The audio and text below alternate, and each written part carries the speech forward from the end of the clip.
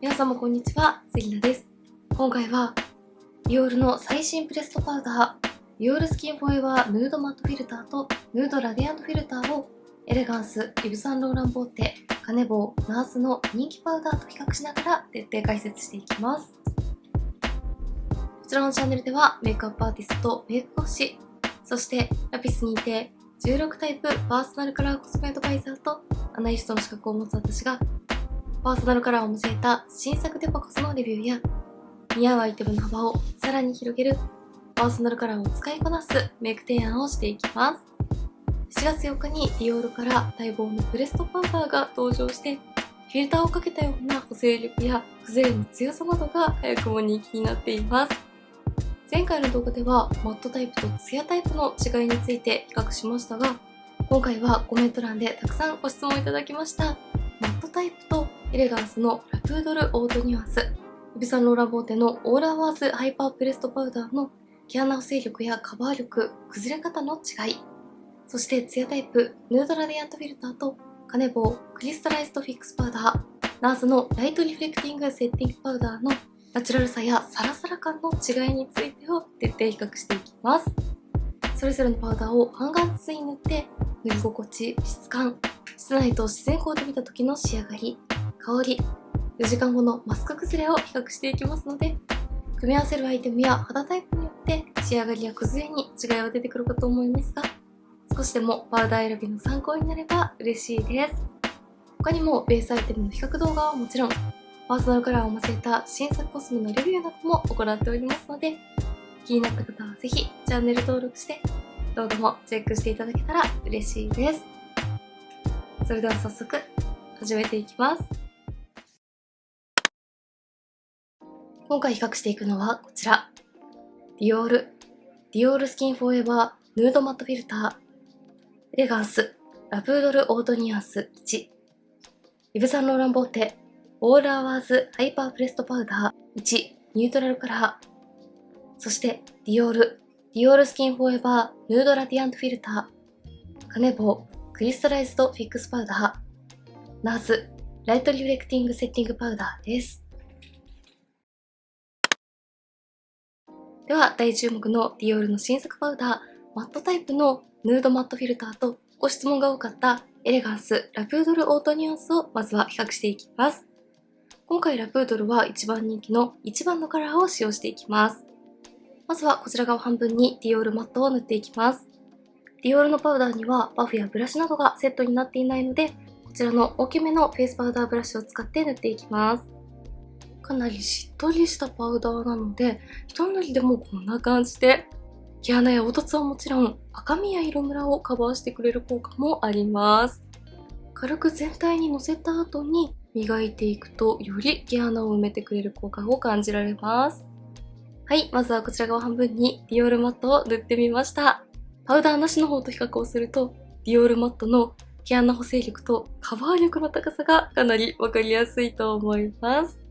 近くで見るとこんな感じです。しっとりしているパウダーが毛穴や凹凸を埋めるように補正してくれるので、フィルターをかけたような毛穴レスな肌に仕上げてくれます。毛穴レスなセミマット肌に仕上がりますが、粉っぽさや厚みは感じにくくて、程よい立体感は残してくれているので、今っぽいハイカバー肌に仕上げてくれるところがポイントです。では反対側にはエレガンスのラプードルオートニュアンスを塗っていきます。こちらにはパフがセットされていますが、今回はディオールと同じくパウダーブラシを使って塗っていきます。エレガンスもしっとりしたパウダーで毛穴や凹凸をしっかり埋めてくれるところなどが似ていますが、こちらにはブルーやグリーンなどの透明感がアップするカラーが入っているので、重ねるとこんな感じで自然に肌トーンを明るくしてくれる効果があります。はい、こちら側にはエレガンスを塗ってみました。エレガンスもしっとりしたパウダーが毛穴や凹凸を埋めて毛穴レスに仕上げて、セミマットな肌に仕上がるところなどがよく似ていますが、まず一番の大きな違いはカラー補正効果です。ディオールは少しピンク寄りの肌の色に近いベージュカラーがつきますが、エレガンスはパープルやグリーンなどの様々なカラーが入っていて、木くすみや色ムラを飛ばし、少し白っぽいようなカラーがついてトーンアップしてくれます。ナチュラルなカラーがお好みの方はディオールがおすすめ。自然に肌トーンをアップさせたい方はエレガンスがおすすめです。そしてカバー力についても結構違いがあって、どちらもパウダーの中ではカバー力は高めですが、やはりこうして比較をしてみると、エレガンスの方がナチュラル感があり、ディオールの方がさらにハイカバーという感じがします。そして近くで見るとこんな感じです。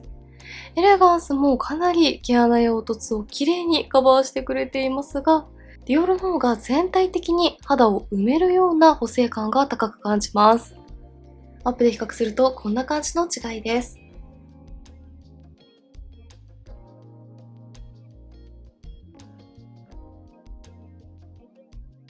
はい、外の自然光で撮影しています。どちらも自然光で見てもハイカバーでものすごく綺麗ですが、やはり比較してみると、ディオールの方がさらにカバー力が高く、エレガンスの方がナチュラルさが残っている感じがします。とにかく毛穴補正とカバー力重視の方はディオールがおすすめ。しっかり毛穴カバーをしながらも、ナチュラルさや明るさも欲しいという方はエレガンスがおすすめかなと思います。そして肌表面の触り心地については、比較してみると意外とエレガンスの方がサラサラ感は強めです。ディオールはこれだけしっかりカバーしてくれていますが、粉っぽさや厚みがなく、適度に肌に馴染んでいる感じがします。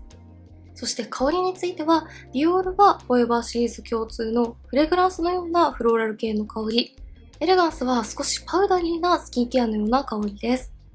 どちらもフェイスパウダーの中では香りは結構強めな印象ですが、比較をするとディオールの方がさらに香りは強めなので、香りが苦手な方は少し注意が必要かもしれません。では、4時間ほどマスクのまま過ごして、崩れ方の違いを見ていきたいと思います。はい、あれから約4時間ほどマスクのまま過ごしました。崩れについて見ていきたいと思います。マスクの中の肌はこんな感じです。4時間の間にかなり汗をかきましたが、どちらもかなり綺麗に保ってくれていると思います。ただ、こうして比較してみると、ディオールの塗りたてのカバー感をしっかり保っている感じと、エレガンスの塗りたてよりも少しカバー力が落ち着いている感じの違いがわかりやすいと思います。近くで見るとこんな感じです。どちらも小鼻の横に溜まったり、汚く崩れる感じではないですが、エレガンスは塗りたてよりもパウダーが肌に馴染んで自然な仕上がりになっているのに対して、ディオールはハイカバー感をしっかり保っています。そしてディオールはハイカバーながらもマスクの摩擦にかなり強いのが特徴的です。アップで比較するとこんな感じの違いです。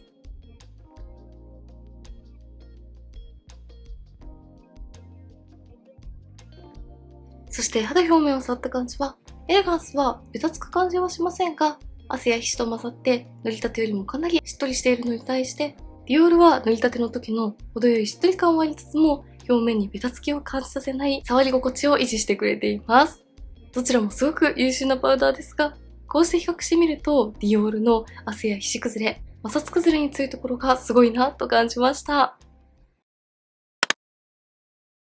続いてはこちら。ディオールマットとイヴ・サンローランボーテのオーラーバースプレストパウダーを比較していきます。こちらの2つは高いカバー力と崩れへの強さなどが共通しています。こちら側にはすでにディオールマットを塗ってある状態なので、反対側にイヴ・サンローランボーテを塗っていきます。サンローランにも付属のパフがありますが、今回はブラシで塗っていきます。まずは軽く置くようにのせて、こちらも磨いていきます。サンローランもこんな感じで、かなり高いカバー力がわかりやすいと思います。はい、反対側にはサンローランを塗ってみました。サンローランはかなりカバー力の高いディオールと比較をしても、同じか少し高いくらいのカバー力があるのと、さらに毛穴や凹凸をフラットに見せてくれる補正感とマット感の強さがわかりやすいと思います。ディオールは顔を動かすと頬の高い位置などに光を反射するようなソフトマットですが、サンローランは光を吸収するような滑らかな陶器のようなマット感を楽しめるところが大きなポイントです。そして近くで見るとこんな感じです。サンローランも毛穴や凹凸を一切感じさせない毛穴補正力が高いです。こちらは毛穴を埋めた後にさらに表面を滑らかに見せてくれるような効果もあります。近くで見ても厚塗り感がないですが、マット感が強い分カバー力が高く見えるといったイメージです。アップで見るとこんな感じです。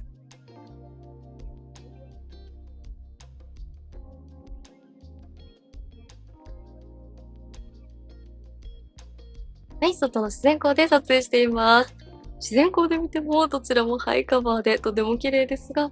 ディオールの光を反射する感じとサンローランのマット感の違いがわかりやすいと思います。肌表面を触った感じは、カバーしつつ馴染んでいるディオールとは対照的に、イヴ・サンローランボーテはかなりサラサラ感が強いです。皮脂などをしっかりブロックしたいという方に特におすすめだなと感じます。香りについては、ディオールはフレグランスのようなフローラル系の香りに対して、サンローランはウリ系のフレグランスのような香りがします。サンローランの方が少し香りは弱めな印象です。では、4時間後のマスク崩れを見ていきます。はい、あれから約4時間ほどマスクのまま過ごしました。崩れについて見ていきたいと思います。マスクの中の肌はこんな感じです。どちらも塗りたてと変わらない高い毛穴補正力とカバー力をキープしていて、かなり崩れに強いなと思いました。ただ、こうして比較をしてみると、ディオールは塗りたてよりも若干ツヤが出ているのに対して、イヴ・サンローランボーテは塗りたてのままの強いマット感を持続しているので、イヴ・サンローランボーテの方が比較的皮脂に強いかなと感じました。近くで見るとこんな感じです。どちらも綺麗に保っていますが、やはりサンローランの方がより皮脂が出ている感じが気になりにくいですよね。それぞれアップで比較するとこんな感じの違いです。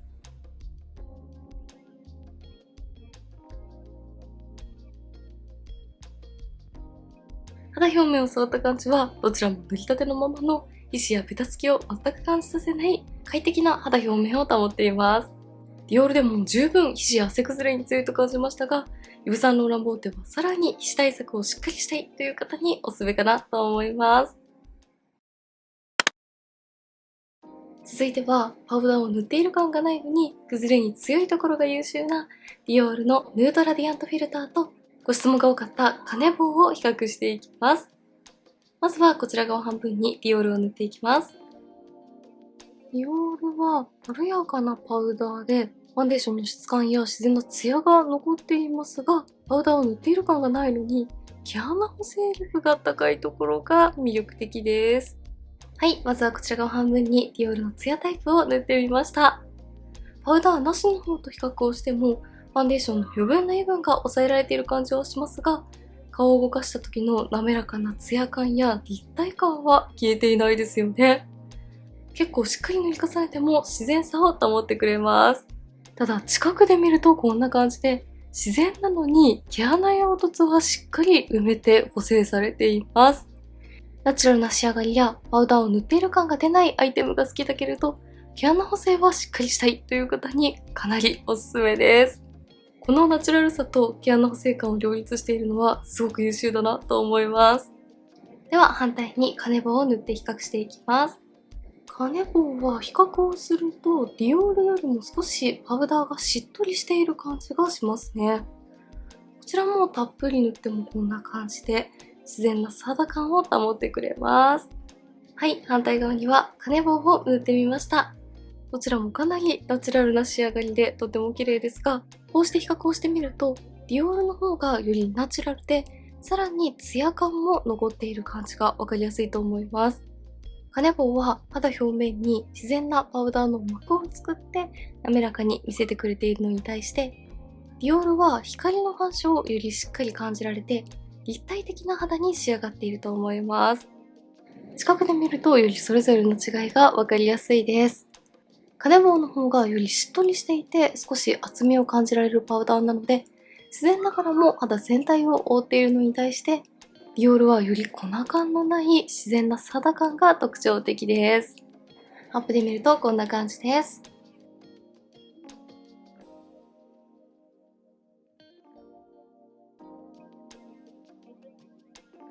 はい、外の自然光で撮影しています。自然光で見てもどちらもパウダーを塗っている感がないくらい自然ですが、やはりディオールの方がツヤをしっかり残した自然な仕上がり、カネボウの方が滑らかな仕上がりという違いがわかりやすいと思います。ただ肌表面を触った感じは、カネボウは滑らかでつるんとした肌に整っていますが、ディオールはサラサラに仕上がっているので、適度にしっとり感も欲しい方はカネボウがおすすめ。自然ながらもサラサラに仕上げたい方はディオールがおすすめかなと思います。香りについては、ディオールはフォーエバーシリーズ共通のフフレグランスのようなフローラル系の香り。カネボウはスキンケアのような香りがほんのりする程度なので、香りが苦手な方はカネボウの方がより使いやすいかなと感じます。では、この状態で4時間ほどマスクのまま過ごして、それぞれの崩れについて見ていきたいと思います。はい、あれから約4時間ほどマスクのまま過ごしました。崩れについて見ていきたいと思います。マスクの中はこんな感じです。4時間の間に汗もかきましたが、このくらいの距離で見ると、どちらも塗りたての時のままのイメージを保っていて、崩れている感じも気になりにくいですよね。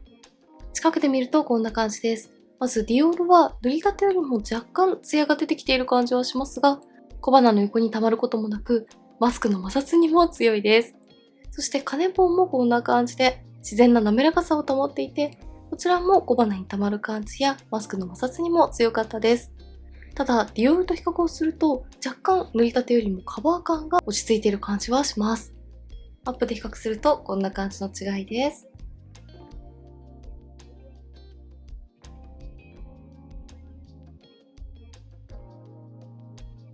そして肌表面を触った感じは、カネボウは塗りたてよりも若干しっとりしてきている感じはしますが、それでも全体的にベタつきはブロックしてくれています。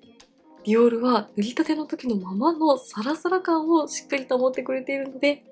よりサラサラ感を持続させたいという方は、ディオールがおすすめかなと感じます。続いて比較していくのはこちら。ディオールのツヤタイプとナーズのライトリフレクティングセッティングパウダーです。この2つは軽いつけ心地と肌表面がサラサラになるところがよく似ています。こちら側にはすでにディオールのツヤタイプを塗ってある状態なので、反対側にナーズを塗っていきます。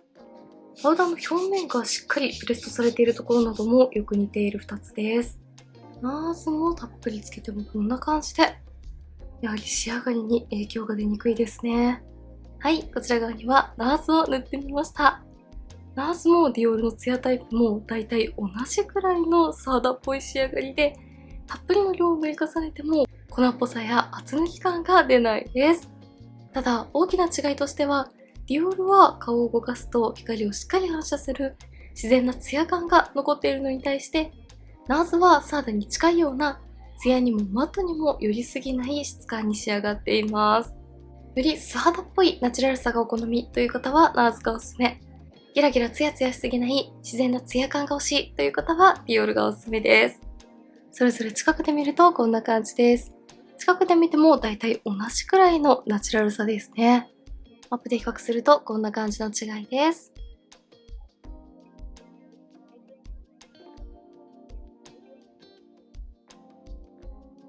はい、外の自然光で撮影しています。自然光で見てもどちらもサーダのような仕上がりでとても綺麗ですが、こうして加工するとディオールの方がさらに透け感がある感じがわかりやすいと思います。肌表面を触った感じはどちらも同じくらいサラサラに仕上がりますが、ディオールの方がより粉感がなく肌なじみが良くて、ナースの方がパウダーでしっかりサラサラにしている感じがわかりやすいです。より強いサラサラ感を求める方はナーズがおすすめ。表面はサラサラしながらも皮脂を吸着しすぎない適度な質感を求める方はディオールがおすすめです。香りについては、ディオールはフレグランスのようなフローラル系の香りが結構強めにして、ナーズは原料のような香りのみなので、香りが苦手な方はナーズの方がより使いやすいかなと思います。では、4時間後のマスク崩れを見ていきます。はい、あれから約4時間ほどマスクのまま過ごしました。崩れについて見ていきたいと思います。マスクの中の肌はこんな感じです。このくらいの距離で見ると、どちらも塗りたての時のままの綺麗さを保っているのがわかりやすいと思います。近くで見るとこんな感じで、どちらも塗りたてよりは若干ツヤが増している感じはしますが、ディオールは自然ながらも高い毛穴補正力をそのまま保っていて、マスクの摩擦にも強く、ナーズも塗りたての時の自然な補正感を保っています。比較をすると、ナーズの方が若干パウダーが毛穴に溜まる感じはしますが、それでもかなり綺麗です。アップで比較するとこんな感じです。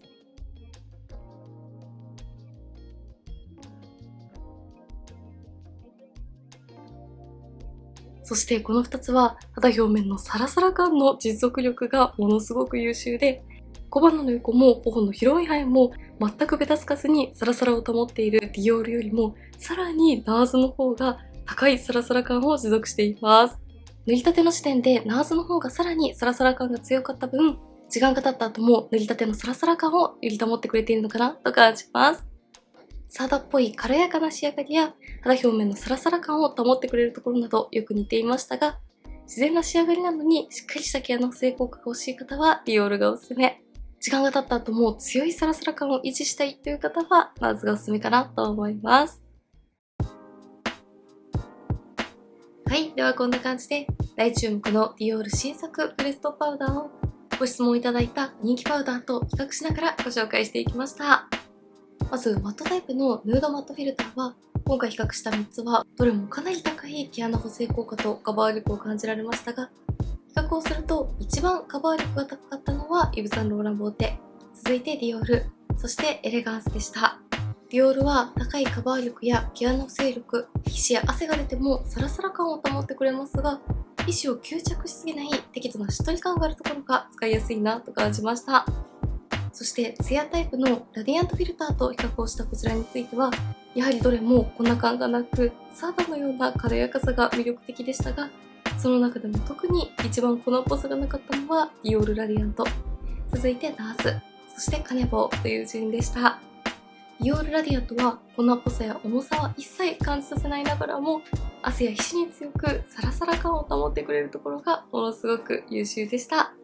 組み合わせるアイテムや肌タイプによって仕上がりや崩れに違いは出てくるかと思いますが、少しでもパウダー選びの参考になれば嬉しいです。メイクについてのご質問やこんな動画が見たいなどございましたら、お気軽にコメントやチャンネル登録していただけると嬉しいです。それでは最後までありがとうございました。